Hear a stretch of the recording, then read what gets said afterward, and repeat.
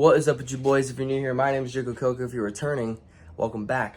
Like you've seen in the title of the video, we will be replacing the carrier in my Raptor 700. We're not switching out bearings. I'm just going to replace the whole entire thing. So stick to this video. I'll show you how to do it. We'll also be replacing the front sprocket that goes to the case that drives the chain, and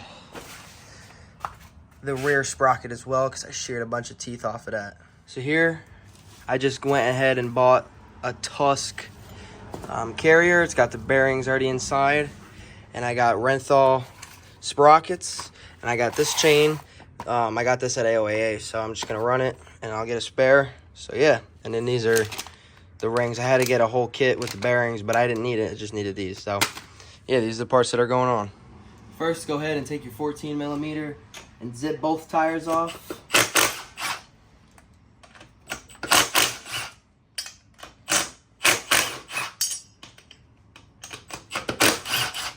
That's good. And then when you take the rims off, come to the right side and take out the cotter pin and grab 23mm if you have, but I'm gonna use a 15th, 16th, and get a big wrench or impact and zip that off. Mine must not have been too tight, but yeah, zip that off. Pull this whole hub off.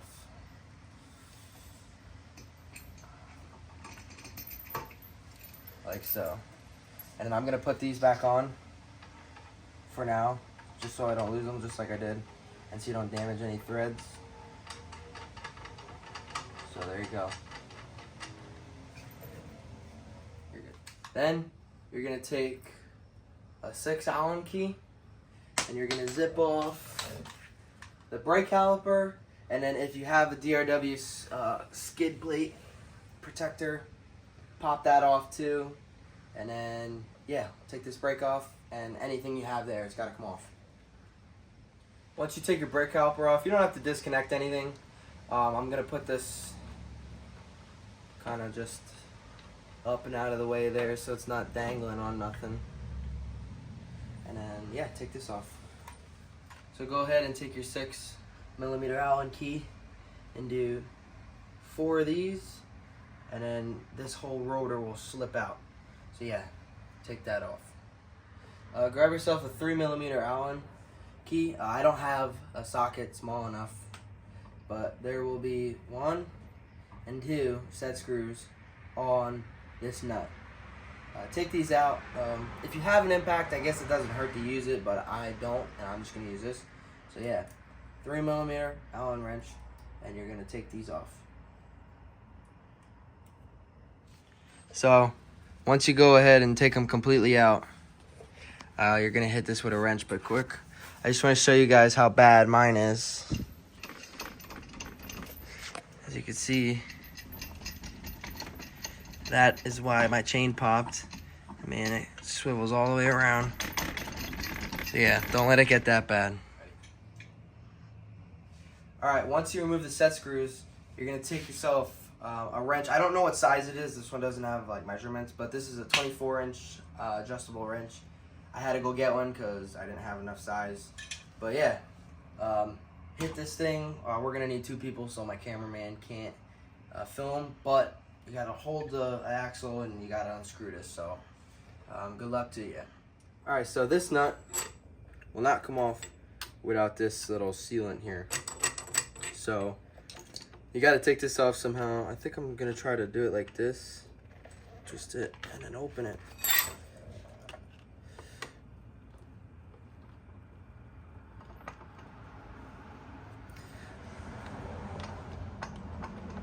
Just like so. So yeah, drive your screwdriver in there and just kind of twist it around, and then it'll come off. So these will slip right off. So you will have this piece here. This needs to come off as well. But as you can see, mine is not coming off. So what I want you guys to do is grab your torch and heat this bad boy up. And then after it's hot, grab some PB Blaster and spray it. Let it sit for a little bit, And then once I do that, I'll see if it slides right off. So just give me 1 minute. Heat that thing up pretty good. Spray this, let it sit for a little bit. And then hopefully that'll slide off. Alright, so once you torch it and heat it up, and I sprayed it, I grabbed a claw hammer. This is all I had. And I just pried it up. But needless to say, it's loose now, I think. So just keep, kind of leverage it between here. And do it when it's like piping hot. I just had it and now it's not moving.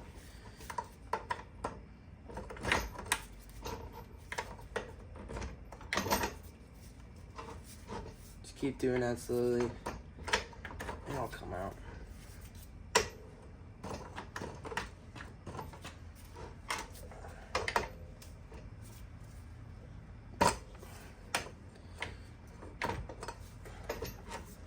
And I gotta keep rotating the axle. And then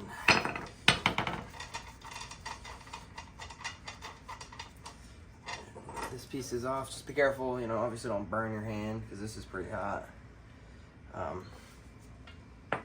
So yeah, that is that. All right, so in here, there's a snap ring. It'll be right in there. It'll hold your brake mounts. Grab your snap ring, pliers, and take this off. And then this should slide right off.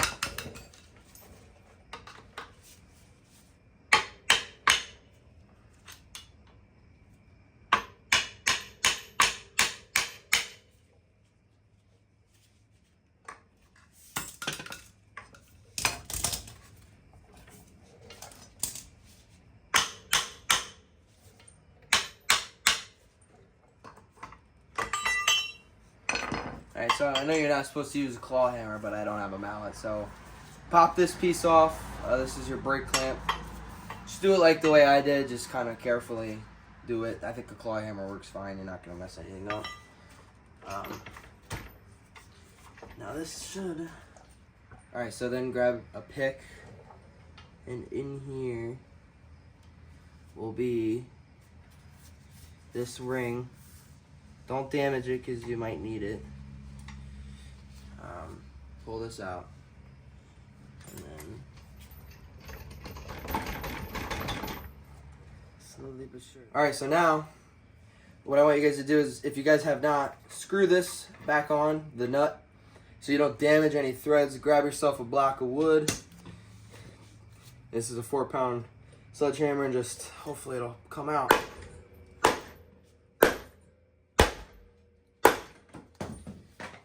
Alright, so I had a 4x4. Broke it. I broke this. This, you know, this was all a 2x4. I had to beat the crap out of mine. But we got it. So when you do that, unscrew this. And also what we did is I had him beating it. And while he was beating it, I was wiggling it. And it came out, so then pull your axle out. There you go. Yeah, so then now set this aside. Alright, so then you're going to get your 6mm Allen wrench again, and you're going to zip these 4 up. just take them out. And this will release, you know, the tension.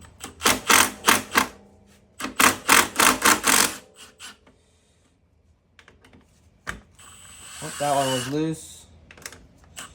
That one was loose. That one was loose. So mine were loose. Huh? So obviously they're supposed to be tight.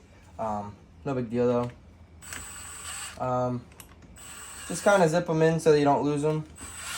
Not a lot, just a little bit. And yeah, there you go. All right, so come back and grab your pick.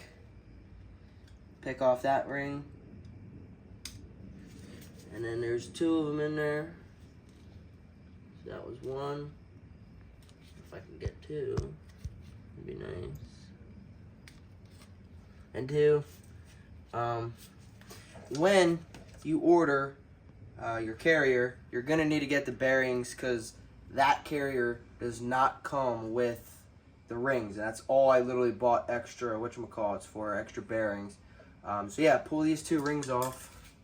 And you should grab your 2x4 or your mallet or whatever and just tap that out.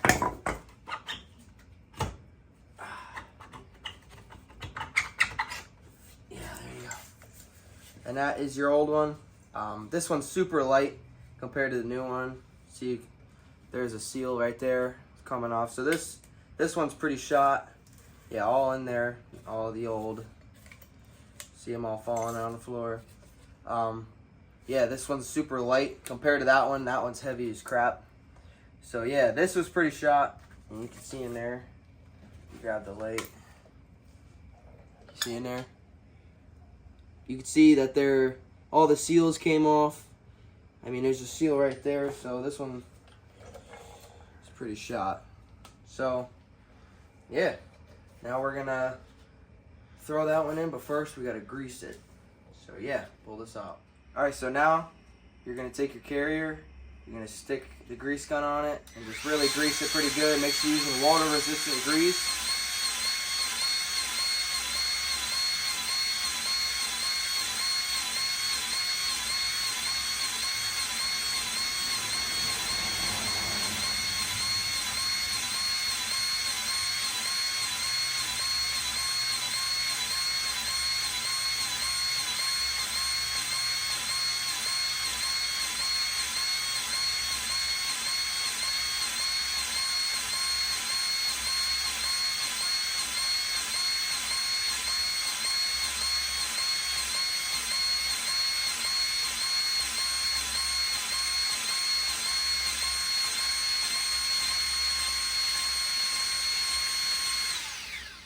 Out. All right, so I want you to grease it until there's a pretty good amount inside of the bearings, and then you're going to take the seals and you're going to put them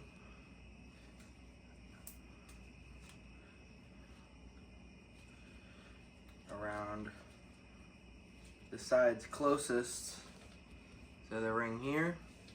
Take your other one, put it in the other groove,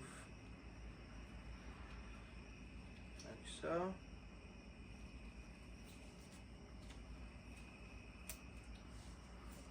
Just like that. So one there and one right there. And then if you want, squirt some grease and just grease up the whole thing. You don't need a crazy amount, just enough to, you know, cover up everything real nice. Steal some from there. So yeah, make a mess and grease this thing up. Alright, now the side that has the big lip, you're going to take it in just like you took it out. So you're going to start from the left side of the bike if you're looking at it from me, and just slip it right in.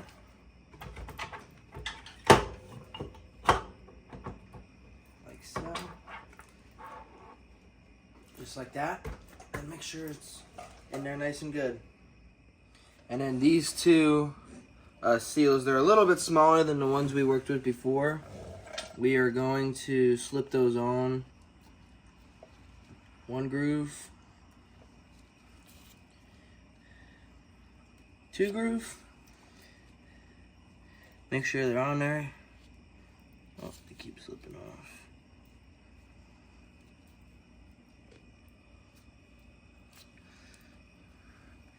Make sure they're on there. All nice and good. Alright, so now you're going to take the brake mount, slip it back in. Make sure you, like mine fell off of this piece. Make sure that stays back in.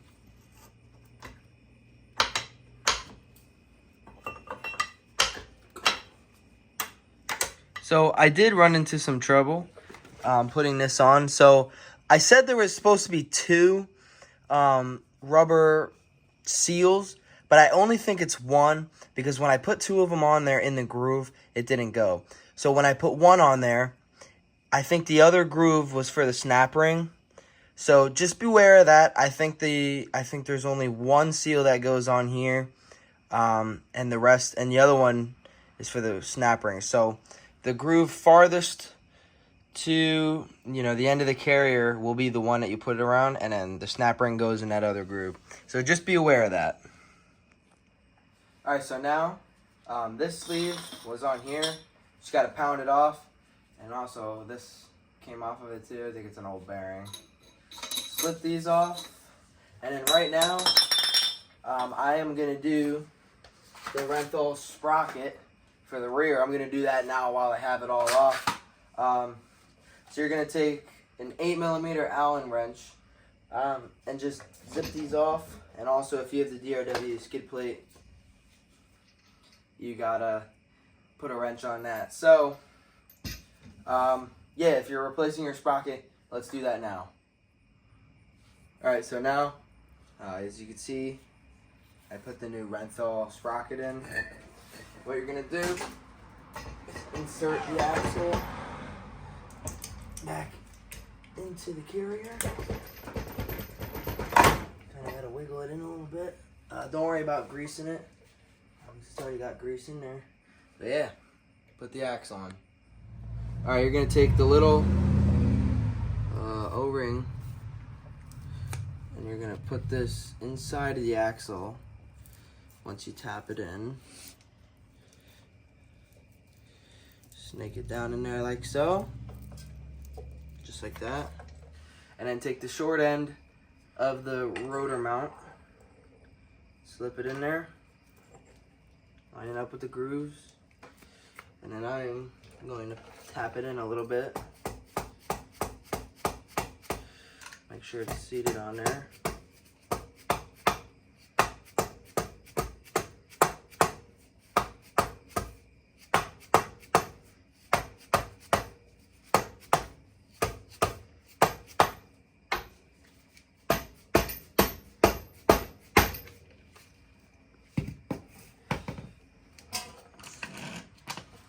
And now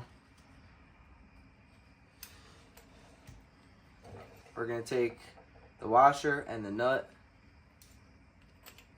We're going to tighten up this axle.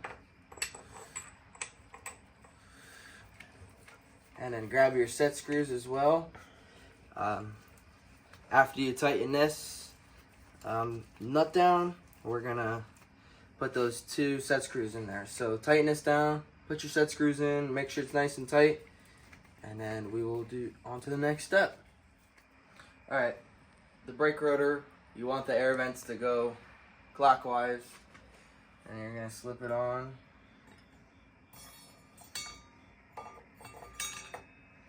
And then you're going to take your bolts. I'm going to put blue Loctite on them. I already had blue Loctite. So